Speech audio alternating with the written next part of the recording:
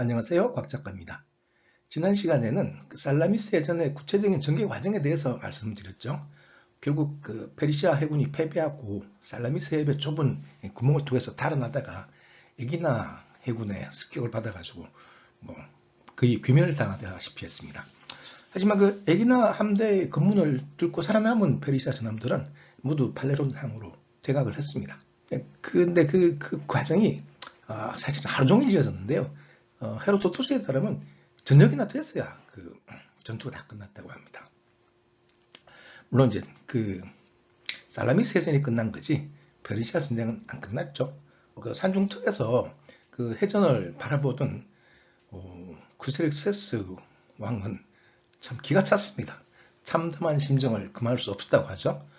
아니 이렇게 압도적인 병력을 가지고 어떻게 이렇게 적들한테 완벽하게 소위 시쳇말로 말릴 수 있느냐 이런 생각을 했겠죠. 그러다가 또 생각이 든 게 이 해전에 이렇게 패배를 하고 보니까 어쩌면 육전에서도 승리한다는 보장이 없지 않은가 하는 생각이 들었어요. 만약에 육전에서도 패배하고 이 그리스 놈들이 헬레스폰토스의 배다리를 끊어버리면은 들어가지도 못하고 꼼짝없이 여기 갇혀서 우리 할배 키로스 할배처럼 적들의 손에 잡혀 죽는 게 아닌가 그런 불길한 생각이 들었어요. 그렇다고 해서 엑세스가 불이 나게 달아나기 시작한 건 아닙니다. 머리가 있는 사람이거든요. 그래서 그 다음날 아침에 이 살라미스 해협에 무슨 밀이 하나 있어요. 육지 쪽에서 살라미스 섬 쪽으로 페르시아군이 배다리를 놓고 있는 거예요. 언뜻 보기에는 해전에서 지니까 이 배다리를 놔서 살라미스의 섬에 있는 그리스군과 육전으로 싸우자 그런 얘기 같았어요. 헤로도토스는 정확하게 위치는 안 밝히고 있는데요. 제 짐작에는 아마 페라마 지역이었을 것 같습니다. 페라마 지역. 여기가 사실 살라미스하고 제일 가까운 곳이거든요. 지금도 여기 이제 항구가 있어요. 살라미스 섬 가려면 여기서 배를 타고 가야 돼요. 아마 여기 이제 배다리를 놓기 시작했을 겁니다. 그러니까 이제 그리스군이 깜짝 놀랐죠. 아니 저놈들이 이제 해전에 지고 포기할 줄 알았는데 그게 아니라 기어코 육전으로 승부를 보려고 하는구나 이렇게 생각한 거죠. 그래서 당장 이제 그리스군의 전함을 끌고 가가지고 이 배다리 앞에 전함들을 끌고 가서 이 앞에 공사하는 사람들 향해서 화살도 막 쏘고 투창도 막 던지고 막 그랬습니다. 그러니까 사실상 이제 배다리 공사가 진전이 되지 못했어요. 그날 하루를 배다리 공사 현장에서 치고받고 하는 싸움으로 보내다가 밤이 돼서 다시 이제 그리스 군도 돌아가고 페르시아 군도 돌아가고 그렇게 됐습니다. 그리하여 다음날 아침 그때가 이제 BC 480년 9월 27일입니다. 9월 27일 아침 그리스 군이 일어나서 보니까 맞은편에 배다리 공사하던 사람들이 안 보이는 거예요. 지금 여기가 지금 이 화면상에서 이쪽이 살라미스 섬이고요. 저 맞은편이 그리스 본토입니다. 그래서 보니까 맞은편에서 이 배달 공사하던 사람들이 안 보이는 거예요. 여기 실은 철수를 한 겁니다. 이 페르시아 해군이 철수를 한 겁니다. 살라미스 해협 바깥으로 나가버린 겁니다. 그래서 데미스토클레스는 부하를 시켜서 실제로 철수했는지 확인을 해보기로 했습니다. 그래서 가장 빠른 배 2척을 보내서 여기 우선 이제 피레우스 이 근처죠. 그리고 팔레론 여기 이제 항구에 얘네들이 이제 배들이 있는지 확인하고 없으면은 쭉 내려가서 수니오 곳이거든요. 유명한 수니오 곳인데 여기까지 가면 바깥 바다가 다 보여요. 다 보여. 그러니까 여기에서 봐도 없으면 없는 거예요. 장교가 배들을 끌고 갔습니다. 가보니까 수니오까지 갔는데도 페르시아군 배가 안 보이는 거예요. 그래서 와서 보고를 했죠. 그날 아마 아침에 가서 저녁에 확인하고 돌아왔을 겁니다. 아마 그 정도 시간이면 되거든요. 보고를 했죠. 페르시아군 다 철수한 것 같습니다. 물론 해군만 철수한 거예요. 육군은 아직 여기 아테네 근처에 있습니다. 그 보고를 받은 데미스토클레스는 흥분했습니다. 이거야말로 페르시아 해군을 완전히 경멸시킬 대찬스가 아닌가. 그러니까 지금 페르시아 해군이 한 절반 정도로 줄었거든요. 규모가. 게다가 사기가 이제 완전히 땅으로 떨어졌으니까 이제 비슷한 규모끼리 붙으면 그 승리할 자신이 있었던 거죠. 하여튼 데미스토클레스는 여기서 이제 아마 페르시아 해군이 이렇게 도망가겠죠. 뭐 이제 육군도 결국은 이렇게 도망갈 거란 말이에요. 이렇게. 근데 여기 헬레스폰토스의 육군은 결국은 배다리를 하나 건너야 되거든요. 데미스토클레스는 해군을 보내서 배다리를 끊어버릴 생각인 거예요. 여기 배다리를 끊어버릴 생각인 거예요. 그러면 이제 여기 육군이랑 같이 철수하는 크제르크세스가 고향에 못 가는 거죠. 집에 못 가는 거죠. 그래서 데미스토클레스는 이제 에우리비아데스를 설득을 해야 됐습니다. 왜냐하면 어쨌거나 사령관 에우리비아데스니까요. 그래서 저 바다로 가자 지금 당장 바다로 당장 가자 이렇게 주장했는데 근데 의외로 에우리비아데스가 여기서 노 하는 거예요. 노. 뭐 그릇까지야 있나요, 그죠? 그런데 왜 노냐 이렇게 물으니까 나름 일리가 있는 대답을 해요.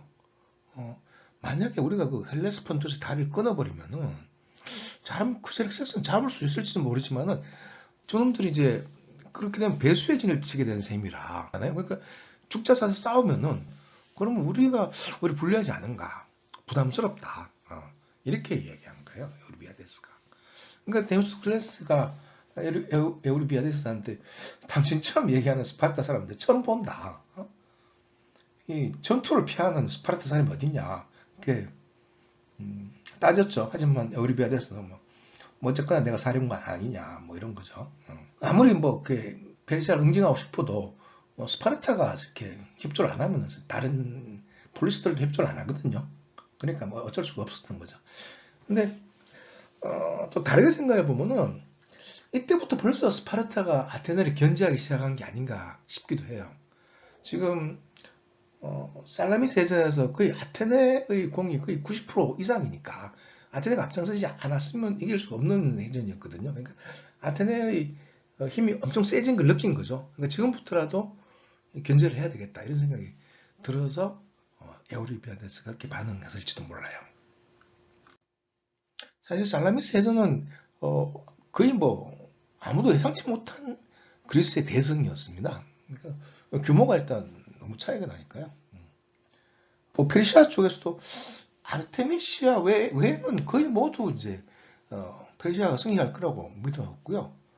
아마 그리스 쪽도 긴가민가 했을 겁니다. 대부분 사실은 코린토스까지 물러나서 거기서 육전으로 싸우자가 의견이 대세였지만 아테네 혼자서 우기는 바람에 아테네 그 해군의 절반 이상을 갖고 있는 아테네가 우기니까 할 수 없이 이제 살라미스에 싸운 측면이 크거든요. 그러니까 그 예상 외의 대승이었던 겁니다. 그런데 이거를 이제 이미 예견한 사람이 있어요. 헤로도투스에 따르면 그렇습니다. 이때 데마라투스 기억나십니까? 스파르타 왕 하다가 페르시아로 망명한 친구 있잖아요. 데마라투스. 이 친구 어디 있었냐면은 아테네 외곽에 북쪽에 아테네 인중에서 이제 페르시아에 붙은 사람이 또 하나 있었는데 이 사람 이름이 디카이오스였어요. 디카이오스하고 데마라투스 두 사람이 아테네 외곽 북쪽에 둘이 있었답니다. 여기 이 보면은 설명이 좀 필요한데요. 여기 엘레오시스라고 있습니다. 엘레오시스. 이 근처에 있는 조그만 마을인데요. 여기가 그리스 사람들이 데메테르와 달 페르세포네를 봉양하는 경배하는 그런 사당이 여기 있어요. 굉장히 중요한 신전입니다. 신전이죠, 신전. 굉장히 중요한 신전입니다. 여기서 데마라토스하고 디카이오스가 요 앞에 평야지대에 있었답니다. 그때 여기 있어 보니까 이쪽 지역에서 뭔가 거대한 군사가 몰려오는 듯이 먼지 구름이 일더랍니다.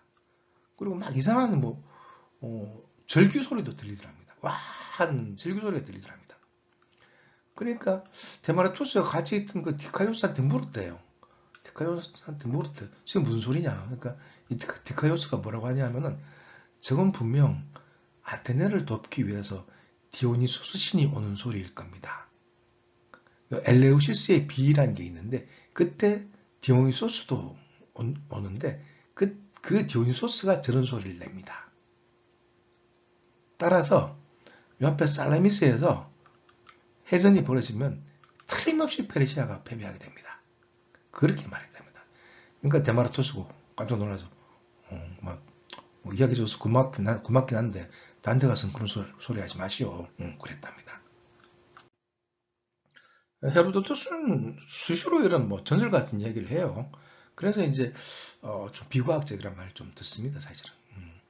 하여간 살라미스 해전이 그리스의 승리로 끝났죠. 근데 이 상태에서 크세렉세스는 해군들을 다 다시 고향으로 돌려보냈는데 자기는 아직 아티카에 있었습니다. 이때 재밌는 일이 하나 일어나는데요. 시킨노스 기억나십니까? 그 데미스토클레스가 그 살라미스 해전 전에 크세렉세스한테 보냈던 밀사.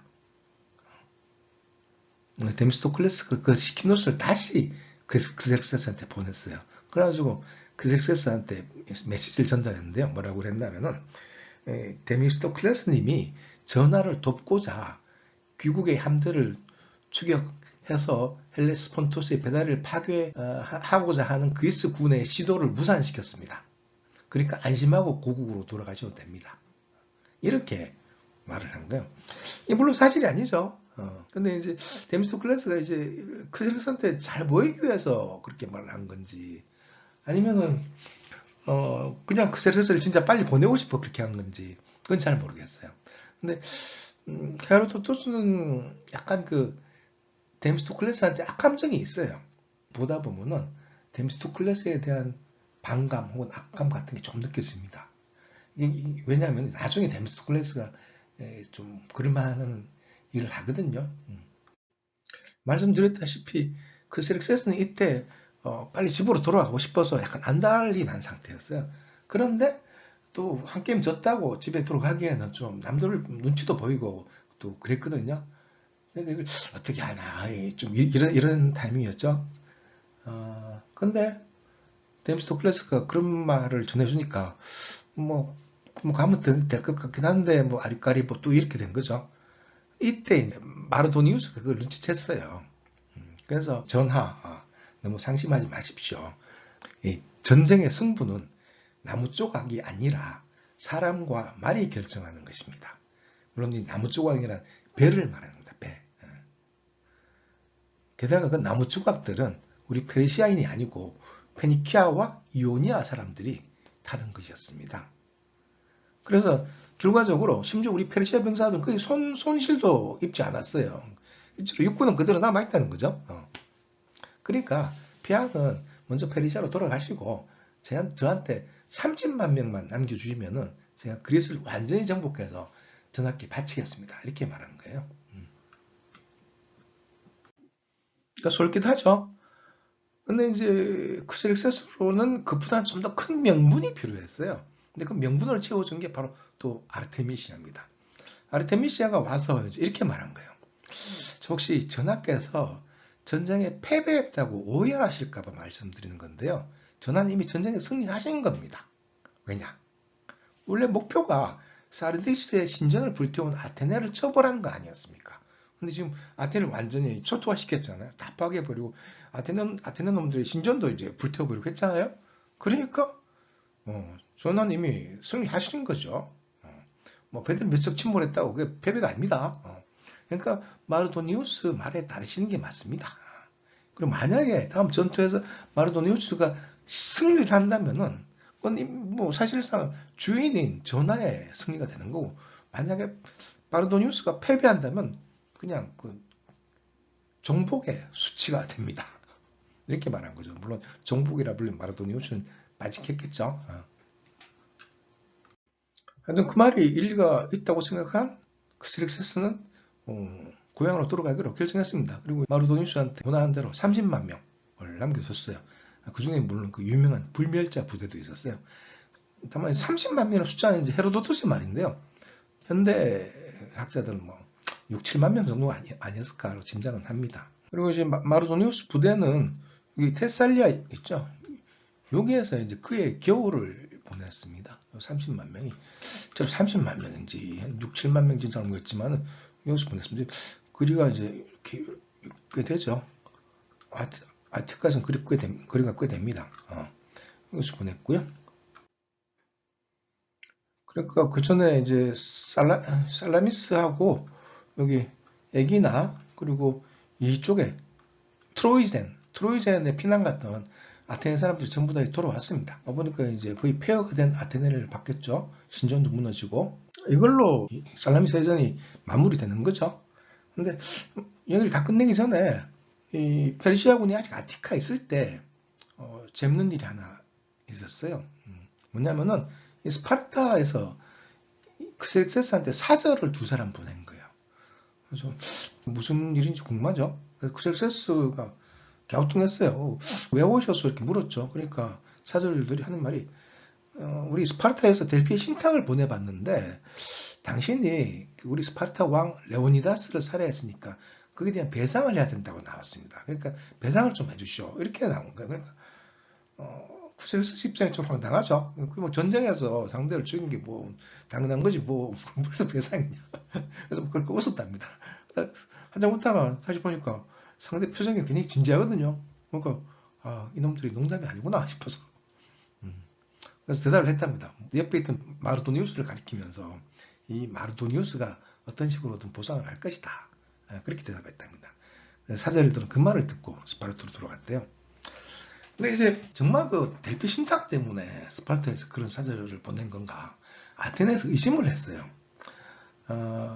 혹시 이게 그 신탁을 핑계로 페르시아하고 화친을 시도한 게 아닌가? 근데